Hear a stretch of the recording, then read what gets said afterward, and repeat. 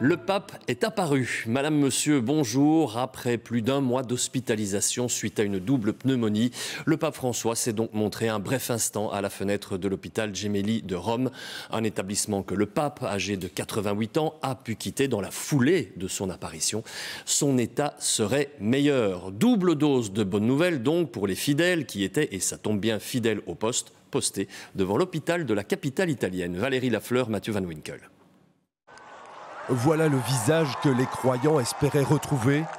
Le pape que certains imaginaient déjà en fin de vie, visiblement très éprouvé et affaibli par la maladie. Après 5 semaines de soins pour une double pneumonie, il prend brièvement la parole. Merci à tous. Et cette femme avec des fleurs jaunes, elle est brave.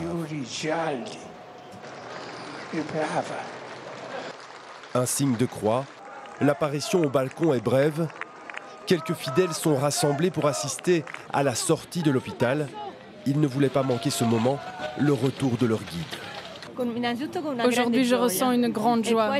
C'est la preuve que toutes nos prières, toutes les prières du chapelet du monde entier, nous ont apporté cette grâce. Parce que nous l'attendions. Je suis très émue.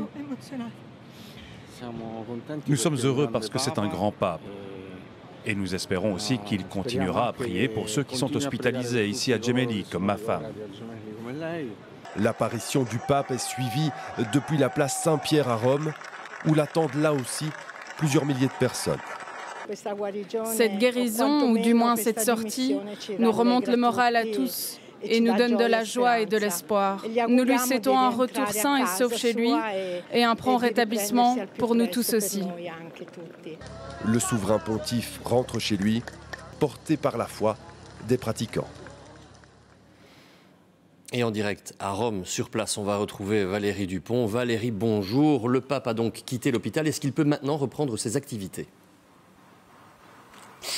Alors évidemment, il va falloir du temps. Les médecins hier parlaient de plusieurs semaines, de 2 mois de convalescence. On sait qu'il va devoir suivre de la rééducation, notamment de la rééducation pour parler. Vous l'avez entendu, c'est encore très compliqué pour lui de parler plus que quelques mots. Et donc, fatalement, cela va l'obliger à encore travailler, je dirais, de l'intérieur. Il ne pourra pas se montrer au public encore pendant quelques semaines. Alors, il a quitté l'hôpital. Il est d'abord allé à la basilique Sainte-Marie-Majeure, où il est allé prier pour remercier la Vierge comme il le fait régulièrement, et puis il vient de rentrer au Vatican.